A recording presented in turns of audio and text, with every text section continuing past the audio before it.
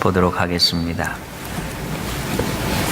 요한계시록 2장 1절로 7절의 말씀, 신약성경 400페이지 요한계시록 2장 1절로 7절의 말씀입니다.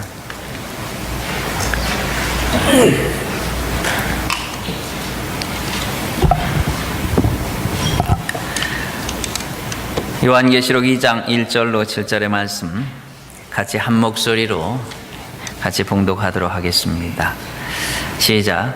에베소 교회의 사자에게 편지하기를, 오른손에 7뼈를 붙잡고 7 금촛대 사이에 다니시는 이가 가라사대, 내가 내 행위와 수고와 내 인내를 알고 또 악한 자들을 용납지 아니한 것과 자칭 사도라 하되 아닌 자들을 시험하여 그 거짓된 것을 내가 드러낸 것과 또 내가 참고 내 이름을 위하여 견디고 게으르지 아니한 것을 아노라.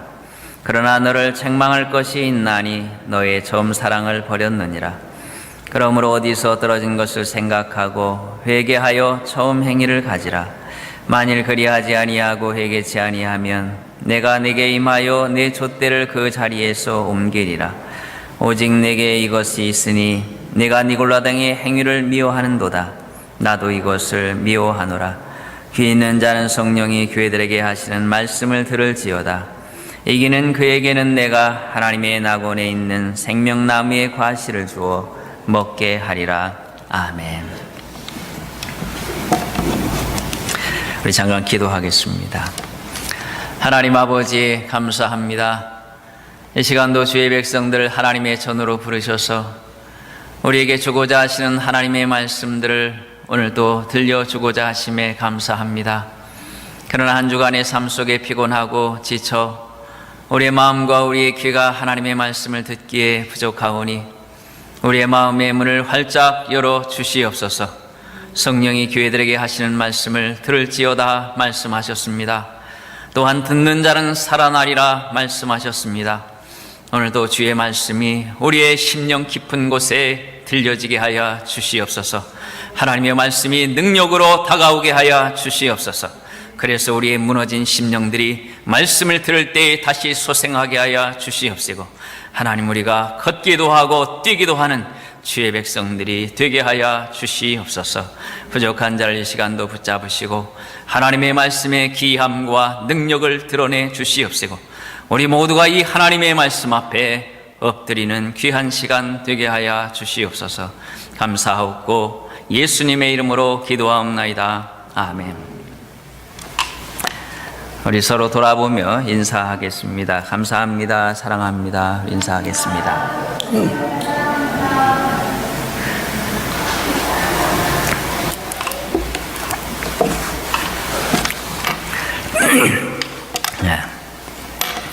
오늘 읽은 말씀을 통해서 에베소 교회란 제목으로 함께 말씀을 나누도록 하겠습니다. 우리 전주에 이어서 전주의 빌라델피아 교회에 대해서 우리가 살펴봤습니다. 오늘 이 시간은 에베소 교회에 주시는 주의 말씀을 우리가 살펴보고자 합니다.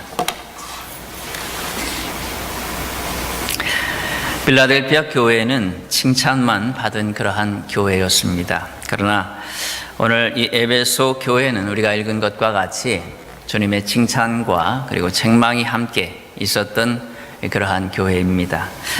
칭찬만 들을 수 있다면 얼마나 좋겠습니까? 많은 우리의 모습들이 결국 많은 부분에서 그렇지 못하여서 때로 주의 책망을 들어야 합니다. 칭찬만 들을 수 있는 모습이면 좋겠지만은, 그러나 그렇지 못한 그러한 상황 속에서 우리는 책망도 들을 줄 알아야 합니다. 보통 흔히 말하기를 칭찬은 고래도 춤을 추게 한다, 이런 표현이 있습니다. 물론 맞는 이야기입니다. 칭찬은 많은 사람들을 기쁘게 하고, 그리고 그 사람들로 하여금 자신이 가진 그 장점들을 더 잘할 수 있도록 그렇게 독려하는 그런 기능이 있음에 분명합니다. 그러나 그 칭찬만이 온전히 있다면, 그러나 그의 부족한 점들을 고칠 날들이 없는 것입니다. 하나님의 교회 속에서 특별히 말씀을 통해서 우리가 책망과 그리고 칭찬과 책망을 함께 동시에 들을 줄 알아야 합니다. 때로 책망의 설교들이 들려지면, 설교되면 또 어떤 분들은 이렇게 생각할 수 있습니다. 저것은 나를 겨냥해서 하는 이야기다. 저것은 아마 나 들으라고 목사님께서 일부러 하시는 모양이다 라고 생각합니다. 그런데 그때 이렇게 생각해야 합니다. 맞습니다. 하나님께서 바로 나 자신을 위해서 지금 주시는 말씀입니다. 모든 성경은 그 누구를 겨냥하는 것이 아닙니다. 바로 그 말씀을 듣는 모든 자들을 겨냥하는 것입니다. 왜냐하면 우리 모두 하나가 다 완전한 자들이 없기 때문에 그러합니다. 나는 이 말씀에 자유하다라고 누가 감히 말할 수 있겠습니까? 모두 다 그 말씀 앞에 겸손히 엎드려야 하고, 그 말씀을 하나님께서 나를 사랑하시사 내게 마지막으로 경고하시는 것으로 듣고 깨달아야 합니다. 바로 그렇게 할 때에 그에게 변화와 새로운 역사가 일어날 수 있는 것이죠. 바로 오늘 이 에베소 교회에 주시는 주의 말씀을 우리가 함께 또 살펴보고자 합니다. 요한, 바로 그에게 우리 주님께서 찾아오셨습니다. 그리고 이제 소아시아 7 교회에 편지를 쓰게 하시면서 그 첫 번째에 그 편지를 쓰게 하신 교회가 바로 에베소 교회입니다. 주님께서 이 에베소 교회에 쓰라라고 말씀하고 있습니다. 너는 에베소 교회의 사자에게 쓰라. 물론 편지란 부분이 생략되어 있지만 그런 의미가 있다라고 봅니다. 어쨌든 간에 너는 에베소 교회의 사자에게 쓰라. 이 사자는 있다도 좀 표현하겠지만은, 영어 성경에서는 엔젤로 표현되어 있지만은 그렇게 표현하면, 그렇게 번역하면 의미가 이상해지고 설명하기가 어려워집니다. 하나님의 교회의 천사에게 요한이 뭐하러 이 말씀을 쓰겠습니까? 그러니 여기 나오는 이 사자는 바로 이 에베소 교회의 목회자라, 이렇게 정의하는 것이 더 온전할 줄로 압니다. 바로 너는 에베소 교회의 목회자에게 편지를 쓰라. 우리가 보통 주의 종들을 사자라고 표현하는데 이 말에도 거부감을 느끼는 분들이 혹 있습니다. 그러나 사자라는 것은 전달자, 메신저 이런 표현이니까 그렇게 거부감을 느낄 것은 없다라고 볼 수 있죠. 어차피 목사라고 하는 것은 하나님의 말씀을 그대로 전달하는 자입니다. 설교를 잘하고는 그 다음의 문제입니다. 정말 그가 하나님의 말씀을 정확하게 전달하는가 하는 것들이 사실은 더 중요한 것이죠. 물론 거기에 다른 것들이 다 첨가된다면 더 말할 나위 없겠지만은, 어쨌든 분명한 것은 오늘 여기 너는 에베소 교회의 그 목회자들에게 편지를 쓰라라고 말씀을 하고 있는 것을 보게 됩니다. 그런데 여기 쓰라고 하는 이 변두문법에서 보면은 대단히 매우 긴박하고 위기 상황에 있을 때에 그것에 대하여 명령을 할 때에 쓰이는 그러한 문법입니다. 그래서 이 상황이 대단히 위급한 상황 속에서 주어진 말씀이라 반드시 행해야 될 그러한 말씀이다 하는 그러한 강조점이 있겠죠. 또 여기 가라사대라는 이 표현도 그러합니다. 이 표현은 구약 성경에 등장하는 예언의 하나의 형식을 빌려온 것인데, 이 신약 성경을 기록한 이 헬라어에서는 나타나지 않는 그러한 표현들입니다. 다시 말해서 이 구약적인 그러한 고대의 용법을 오늘 사용해서 가라사대라는 이 표현을 쓰는 것은 다른 이유가 있는 것이 아니라 바로 왕의 서신이나 칙령과 같이 매우 엄중하고 중요하다는 것들을 표현하기 위해서 바로 이 가라사대라는 표현을 굳이 여기다가 삽입한 이유가 바로 여기에 있는 것입니다. 결국 요한이 이 에베소 교회에 주시는 주의 말씀을 기록하는 것은 이 말씀을 받는 에베소 교인들이 이 말씀의 엄중함을 깨달아야 한다는 것입니다. 이 말씀을 듣고 흘려듣거나 이것들을 가벼이 여겨서는 안 되는 대단히 중요한 그러한 말씀이라. 오늘 우리가 이 말씀을 읽을 때에, 또 말씀을 들을 때에 우리도 동일한 자세를 가져야 합니다.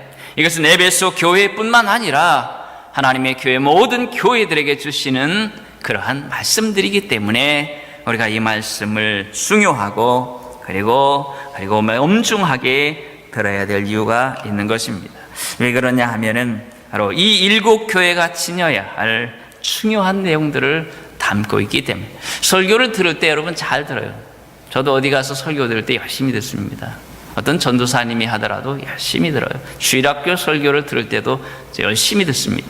왜냐하면 그것은 이 시간 말씀을 통해서 그것이 쉽고 때로는 어른들에게 맞게 또 어린아이에게 맞게 가르쳐서 그런 것이지, 그것은 바로 내 자신에게 말씀하시는 하나님의 대단히 엄중한 말씀이기 때문에 들어야 된다고 하는 것이죠. 그래서 이 말씀을 우리가 들으면서 오늘 이 시간도 우리의 마음을 다해서 드려야 되는데, 어떻게 오늘 이 말씀을 보는가? 우리가 전주에 표현한 것과 같이 이 빌라델피아 교회에 나타나셨던 주님의 모습을 본 것과 같이 오늘 또 여기 에베소 교회에 나타나신 주님의 모습을 우리가 봐야 합니다.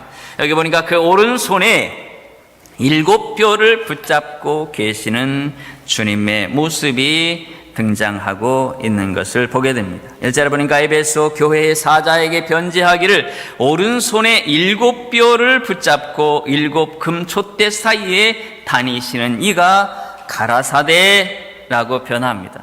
자, 7뼈를 붙잡았다라고 표현합니다. 이 붙잡다라는 표현은 움켜잡았다는, 꽉 움켜잡았다는.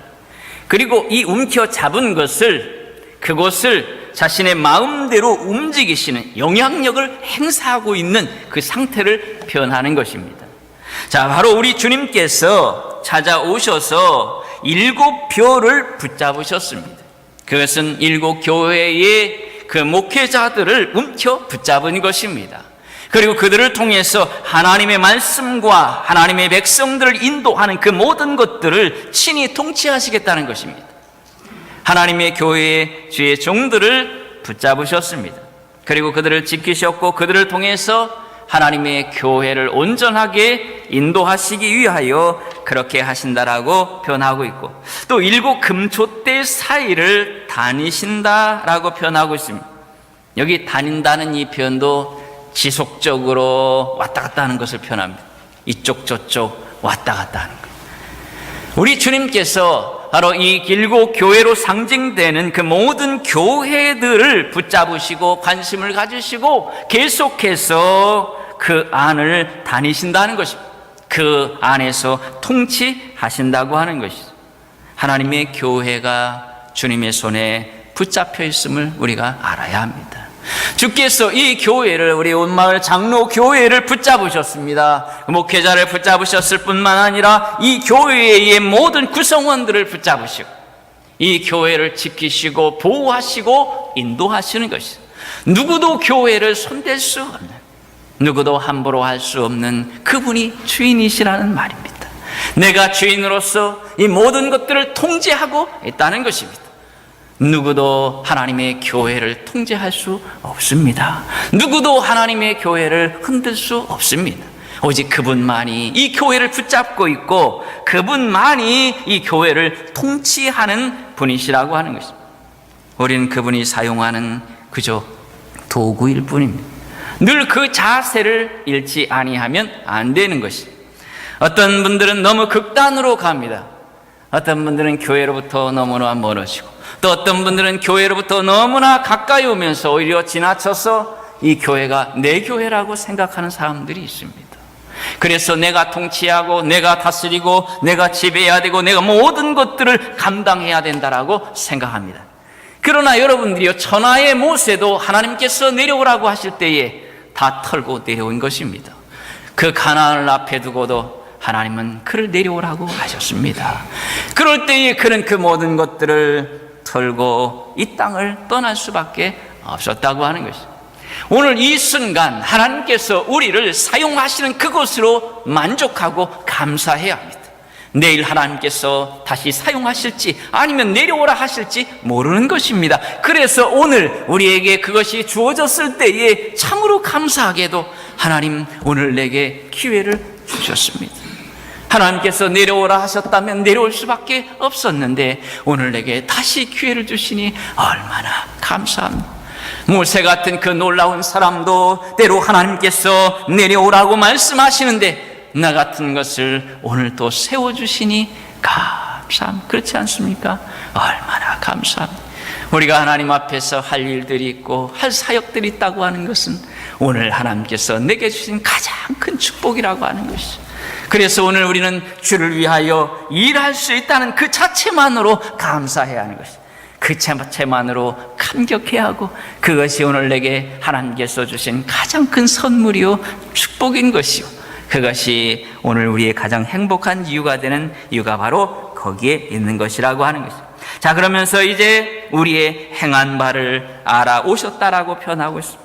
네 행위와 수고와 인내를 알고 라고 표현합니다. 이 표현도 그대로 직역하면 내가 너의 행위들과 너의 수고와 너의 인내를 알아왔다 라고 말씀하는 것입니다. 단순히 행위를, 여기 나오는 이 행위는 단순히 선한 행위를 한 것을 말하는 것이 아닙니다. 이들이 칭찬받을 만한 행동을 한 그것만을 말하는 것은 아니고, 이들의 영적인 여정 전체를 알고 있다라는 표현입니다. 에베소 교회가 주님을 섬기면서 겪었던 그 모든 것들을 다 알고 있다는 것입니다. 그 모든 과정과 때로는 그 실수와 그리고 그 수고와 눈물과 그 모든 그 여정 자체를 처음부터 끝까지 다 알고 있다라고 하는 것입니다. 우리 장미 기념일 때 우리 노숙구 장로님이 우리 개척 멤버로서 얘기를 이렇게 하셨잖아요. 근데 처음에 그 개척했던 분들이 다 남아있지 않아요. 그래서 그 과정들을 자세히 아는 우리 노장로님이 그것을 설명을 했는데, 우리 주님께서 우리의 모든 그 여정들을 다 알고 있다는 것입니다. 그 여정 전체에는 그들의 수고와 인내가 함께 들어있습니다. 그런데 여기 말하는 수고는 이런 표현입니다. 고된 일, 고통, 이런 표현입니다. 이것은 그들이 피곤하고 그리고 지치도록 수고했다는 말입니다. 이것을 좀 더 표현하면 힘에 지나도록 수고했다라는 표현입니다. 그들이 하나님의 교회를 위해서 수고할 때에 때로 피곤했다는 것입니다. 때로 그들이 지쳤다는 것입니다. 때로는 견딜 수 없는 고통과 아픔이 있었다는 것입니다. 그렇게 에베소 교회를 섬기면서 여기까지 왔는데 주님께서 그것을 알고 있었다라고 말씀하고 있는 것입니다. 네가 처음부터 여기까지 오는 모든 과정 속에 있었던 그 아픔들과 고통과 그 눈물과 그 수많은 것들을 내가 다 알고 있단다 라고 말씀하고 계시는 것입니다. 때로 그들은 힘에 부치도록 자신의 재능과 그 모든 것에 넘치도록 그렇게 주님을 위해서 일해왔습니다. 그런데 여러분이요, 그런데 그것을 누가 알아주느냐 하는 것입니다. 누가 그것을 알아주더냐라는 표현. 우리가 주님을 위해서, 여러분들이 주님을 위해서, 이 교회를 위해서 수고했던 그 많은 것들을 다 알아주던가? 다 알아줍니까? 아니죠. 누가 그 모든 것들을 다 알아주더냐는 것입니다. 아마 10분의 1만 알아주어도 감격할 것입니다. 10분의 1만 알아주어도 그 사람을 우리가 다른 눈으로 바라볼 것입니다. 아, 나를 알아주네. 그런데 여러분이요, 처음부터 끝까지 여러분이 수고한 그 모든 수고들을, 그 아픔들을 누가 알아주더냐 하는 것입니다. 오직 그분, 우리 주님만이 알아오셨다는 것, 그것을 여러분 믿고 위로받으시기 바랍니다. 다 몰라주어도 우리 주님은 처음부터 끝까지 다 알고 계셨다는 것입니다. 다 알고 계셨다고 하는 것은 결국 장차 이기는 자는 이렇게 표현하지 않습니다. 이기는 자는 오늘 여기 표현한 것과 같이 7절의 말씀 속에 이렇게 표현합니다. 그에게는 내가 하나님의 낙원에 있는 생명나무의 과실을 주어 먹게 할 것이라. 안다고 하는 것은 단순히 아는 것으로 끝나는 것이 아니라 그것에 대하여 갚으시고 보상하시겠다는 말씀입니다. 주께서 우리가 수고한 그 모든 것들, 여러분 주님 앞에 서는 날까지 누구도 다 알아주지 않을 것입니다. 심지어 여기 있는 이 목사도 여러분의 그 모든 수고들을, 그 마음들을 다 알아주지 못할 것입니다. 그러나 그때의 서운한 마음이 들어도 그때의 오늘 이 말씀을 기억하십시오. 내가 너의 그 모든 수고를 다 다 알아왔다 하는 이 말씀으로 여러분 위로받으셔야 합니다. 사람의 위로로 위로받으려 한다면 결국 무너지고야 말 수밖에 없습니다. 그러나 여러분, 오직 우리 주님께서 우리의 모든 수고를 다 알고 계신다고. 자, 그러면 그 수고를 구체적으로 표현하고 있습니다. 악한 자들을 용납지 아니한 것과 라고 표현하고 있습니다. 그것은 바로 이 니골라당의 그 행위를 용납지 않은 것을 표현합니다. 이 니골라라는 사람이 니골라당의 창시자인데, 이 니골라라고 하는 사람은 이방인으로서 유대교로 개종했다가 다시 기독교로 개종한 그러한 사람입니다. 그런데 그는 근본적으로 인간은 악하다라고 생각했습니다. 그래서 인간의 그 구원에 하는 데 있어서 육체는 중요하지 않다라고 생각했어요. 그래서 그리스도인들이 율법에서 예수 그리스도로 말미암아 해방됐기 때문에 우리는 더 이상 그 모든 육체의 그 모든 죄나 그 모든 것들이 정죄의 대상에서 제외된다라고 생각했어요. 다시 말해서 어떤 잘못을 범해도 그것은 정죄되지 않는다는 것입니다. 그러므로 그 마음속에서 평안함을 가지라는 것입니다. 그 죄를 짓는 것에 대하여 반응할 필요가 없다는 것입니다. 그래서 그들이 함부로 죄를 범하는 자들이 나타난 것입니다. 그래서 나타난 말씀이 바로 야고보서입니다. 야고보는 마치 행위로 구원받을 것과 같이 그렇게 말씀하지만은, 그러나 당시에 있었던 이 니골라당의 이러한 모습들이 있었기 때문에 그러합니다. 예수 그리스도를 구원의 주로 믿는다고 하면서 그들은 범죄했고, 그들은 간음했고, 음란했고, 우상숭배했고, 함부로 그들의 죄악된 모습을 살았습니다. 그러면서 그들은 그것에 대하여 아무것도 아니다라고 생각했어요. 그런데 여러분, 오늘 이 에베소 교인들은 그것을 용납하지 않았다라고 표현하고 있습니다. 이 시대에 이 니골라당이 누군가? 바로 구원파입니다.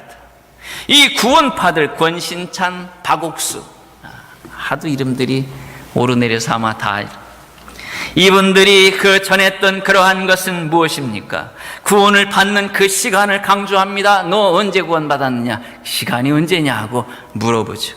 그러면 당황하지 아니할 수 없습니다. 내가 언제 받았나, 몇 시에.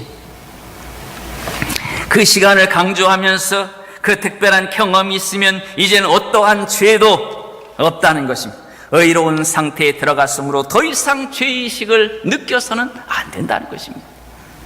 이제는 그러므로 기도도 감사와 그리고 간구만 해야지 회개의 기도는 합당치 않다는 것입니다. 회개의 기도를 하는 것은 예수 그리스도의 십자가를 욕되게 하는 것과 같다라고 말하는 것입니다. 이러한 참남한 것들을 가르치는 것이 바로 구원파라고 하는 것입니다. 그런데 여러분이요, 복음은 그렇지 아니합니다.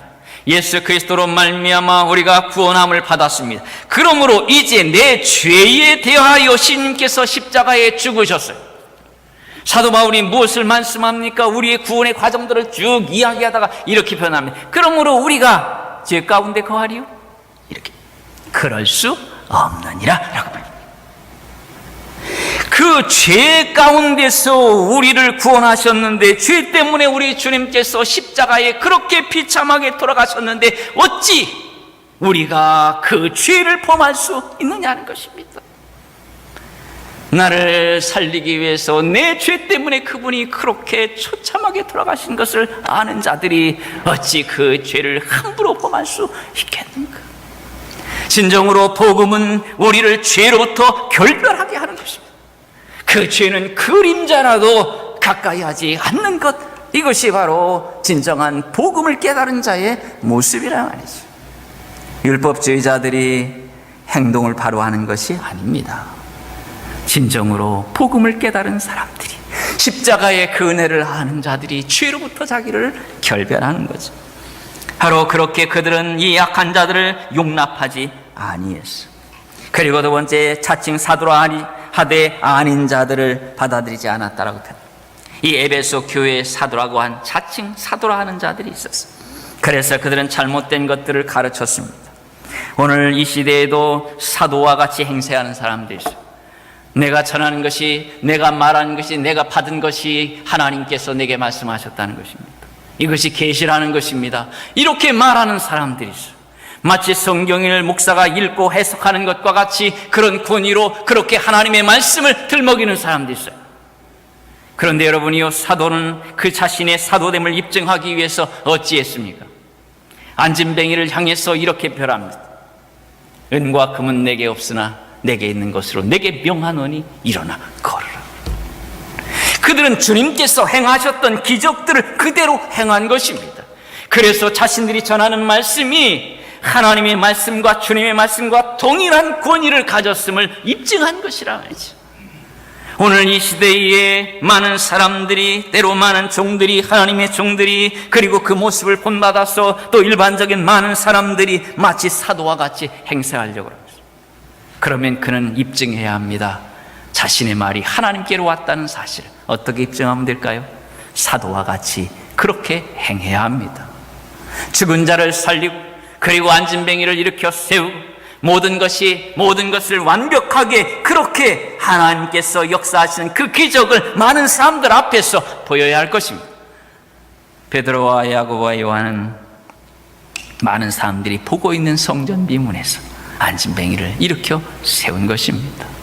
우리는 이 시대에 사도라 자칭하는 것들을 용납하면 안 돼요. 오늘 여러분이 하나님의 말씀, 이 말씀 66권의 이것으로도 우리는 사실 벅찹니다.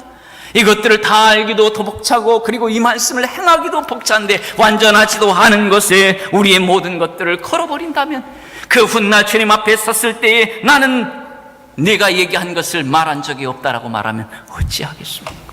그러나 이 성경에 기록된 것에 대하여 주께서 다른 말씀을 하지 않으실 것입니다. 만일 그러하다면 우리는 성경을 주님 앞에 내어놓아야 할 것입니다. 주여, 주께서 여기 이렇게 말씀하셨나이다. 그것에 대하여 주께서 발뺌하실 그분이 아니시라는 것입니다. 그분은 자신이 말씀하신 것에 대하여 매이시는 그러한 분이시죠. 그분은 회전하는 그림자도 없으신 분입니다. 일구이연하는 분이 아니시라는 것입니다. 우리가 이 성경의 모든 것을 걸 수 있는 이유가 바로 거기에 있는 것입니다. 목사가 성경을 연구해서 가르치는 이유가 바로 거기에 있는 것입니다. 그렇지 않다면 저도 이거 하지 않을 것입니다. 하나님이여, 주여 내게 직접 말씀해 주옵소서. 내가 이 백성들에게 무엇을 말해야 됩니까? 무엇을 말하리까? 하고 기도하고 받아서 전할 것입니다. 이 말씀을 연구하느라고 시간을 낭비하지 않을 것이라고 하는 것입니다. 오늘 이 에베소 교회는 놀랍게도 그것을 이미 간파했던 하나님의 교회였다고 하는 것이죠. 그래서 거짓 사도들의 말들을 따르지 아니했던 것이고, 그들은 또 이제 인내했다라고 표현합니다. 이것은 어떠한 표현입니까? 그것은 모든 어려움과 그 모든 것에 있어서도 결국 낙담하지 아니하고 무너지지 아니하고 그의 가던 길을 계속 갔다라고 하는 것이, 오늘 여러분 신앙에 있어서 가장 중요한 것이 인내입니다. 인내가 빠진 신앙은 있을 수 없는 것입니다. 하루 천국을 올라갔다 내려온 것, 그것이 대단한 것이 아니라 내가 주님 앞에 선 날까지 편함없이 그 길을 가는 것입니다. 내가 주일에 와서 예배했던 그 모습을 그대로 유지하는 것입니다. 내가 주님 앞에 충성하고 헌신했던 그 모습을 주님 오시는 날까지 유지하는 것입니다. 그분은 변하지 않았기 때문에 나도 그 주님 앞에 선 날까지 변하지 않는 것입니다. 사람이 때로 실망을 시켜도, 그 어떤 환경이 우리를 실망시켜도 그 주님께서 변하지 않으셨기에 오늘 우리는 변함없이, 그래서 사도가 뭐라고 표현합니까? 오직 너희가 여기까지 행한 대로 그대로 행하라 라고 말씀하고 계시는 이유가 바로 거기에 있는 것입니다. 자, 그러면 이제 책망할 것이 있다고 말씀하고 있습니다. 4절에 보니까 그러나 내가 너에 대하여 가지고 있다. 네가 너의 첫 번째 사랑을 버렸다는 것을. 여기 책망할 것이 있습니다. 그것은 바로 첫 번째 그 첫사랑을 버렸다라고 표현하고 있는 것입니다. 버렸다는 이 표현은 아주 버려버려서 지금 아예 가지고 있지 않다는 것입니다. 그것과 완전히 단절되었다고 하는 것입니다. 그런데 이 첫 번째 사랑이 무엇입니까? 그것은 바로 예수 그리스도를 만났을 때 가졌던 그 희열과 그 열정과 그 감격들이에요. 이러한 것들을 에베소 교회는 안타깝게도 잃어버렸어. 열정이 없고 희열이 없고 감격이 없는 사람들, 마치 억지 춘향이와 같이 하나님 앞에 나와서 예배하는 그 모습들, 그리고 섬기고 충성하는 그 모습들, 그것을 오늘 에베소 교회를 향해서 책망하고 있습니다. 그러면 어떻게 회복할까요? 그 방법을 가르쳐 줍니다. 어디서 떨어졌는지를 생각하고 회개하고 처음 행위를 가지라라고 표현하고 있습니다. 다시 말해서 내가 어떻게 하다 이 사랑을 잊어버렸는지, 어떻게 하다 이 열정을 잃어버렸는지 그 계기가 있을 것입니다. 그때를 반복해서 생각해 보라는 것입니다. 왜 내가 이 지경이 되었는지, 왜 이 모양이 되었는지를 보라는 것입니다. 내가 어떻게 하다 이렇게 되었는지를 생각하고 깊이 생각해야 합니다. 내게 있어서 중요한 것은 다른 사람이 아니라 1차적으로 내 자신이라고 하는 것입니다. 내 자신이 지금 무너져 있는 이 모습, 이것이 왜 이렇게 되었는지 그 원인들을 찾는 것이 시급하다는 것입니다. 그래서 이제는 회개하라고 표현하고, 회개한다라고 하는 것은 마음을 바꾸는 것인데, 여기에 회개한다라는 이 표현도 문법에 써보면은 대단히 결정적이고 급박한 것을 표현하고 있습니다. 지금 내가 그것을 바꾸어야 된다는 것입니다. 여러분이 우리가 주님을 섬기면서 밋밋한 우리의 마음들, 열정이 사라져버린 이 모습들, 이것들이 계속 가서도 되는 것은 아니라는 것입니다. 지금 당장 뜯어 고치지 않으면 안 되는 것들이라는 것입니다. 그래서 오늘 이 문법도 바로 그러한 것을 사용해서 지금 당장 고쳐라 라고 명령하는 것입니다. 너에게 있어서 가장 위급한 것은 다른 것이 아니라 그것을 고치는 것이라는 것입니다. 다시 열정을 회복하는 것이고 다시 하나님 앞에 뜨거운 사랑으로 나오는 것이라는 것입니다. 그것이 내게 있어서 가장 중요한 것이라는 것입니다. 정작 문제는 내게 있다는 것입니다. 내가 가장 중요하다는 것입니다. 네 문제가 내게 가장 중요하다는 것입니다. 그런데 네 문제는 보지 않고 어디를 보고 있냐는 것입니다. 어디 쳐다보고 있는, 지금 내 발에 발등에 불이 떨어져 있는데 어디를 쳐다보고 있냐. 하나님의 교회에 많은 성도들이 지금 자신의 발등에 불이 떨어진지를 몰라요. 자신의 문제가 얼마나 심각한지를 몰라요. 그래서 다른 데를 보는 것입니다. 다른 데를 쳐다보는 것입니다. 오늘 이 에베소 교회를 향해서 그것을 지적하고 있어요. 그래서 처음 행위를 가지라라고 말씀하고 있어요. 에베소 교회가 예수님을 영접하고 느꼈던 그 뜨거운 사랑, 그 뜨거운 열정, 그것을 이제 다시 가지라라고 말씀하고 있어요. 어떤 재상이 굉장히 빈곤했었는데 열심히 노력해서 재상이 됐어요. 이 사람이 재상이 된 다음에 이상한 행동을 합니다. 아침에 일찍 일어나서 앞마당에 있는 기와장을 잔뜩 옮겨다가 저 뒷마당에 나갔다, 또 가서 이제 일하고 저녁에 퇴근해서는 다시 뒷마당에 있는 그 기와장을 다 옮겨서 앞마당에 갖다 놓은, 사람들이 뭐 하도 이상하니까 저 사람이 재상이 되더니 정신이 이상해졌나? 그래서 물어봤습니다. 그랬더니 이분이 이렇게 말했습니다. 이런 일을 내가 하는 것은 고생스럽고 힘들었던 내 과거를 기억하기 위함일세. 실패라고 하는 것은 능력이 없어서가 아니라 어려웠을 때의 경험이나 그때의 마음을 기억지 않았기 때문이야. 그래서 나는 내가 힘들었고 어렸을 때에 가졌던 그것들을 유지하기 위해서 바로 아침에 저녁에 그렇게 힘들게 이 일을 하고 있다라고 말을 했다고 하는 것입니다. 오늘 여러분, 오늘 우리가 지난날 가지고 있었던 주님만으로 기뻐하고 주님만으로 행복했던 그 순수하고 그 뜨거웠던 열정, 이것을 우리가 다시 회복해야 합니다. 어느덧 우리는 순수함을 잃어버렸어요. 어느덧 우리는 때로는 음흉해지고 때로는 그 모든 것들이 깊이를 알 수 없을 만큼 그것을 우리가 다 헤아릴 수 없을 정도로 우리는 때로 이상해지고 있어요. 우리의 믿음의 열정들 뿐만 아니라 우리의 순수함을 회복해야 합니다. 주님 앞에 나와 주님을 사랑함만으로, 그것만으로도 행복해서 충성하고 헌신했던 그 모습, 다른 사람 보지 아니하고 오직 주님을 기쁘시게 하는 그 유한 마음, 그것만으로 감사하고 행했던 그 모습, 이제 여러분 그 자리로 돌아오십시오. 하나님 앞에 이 시간 기도하면서 하나님, 내게 이 순수함을 다시 회복시켜 주시옵소서. 내게 이 순수한 이 열정들을 다시 회복시켜 주시옵소서.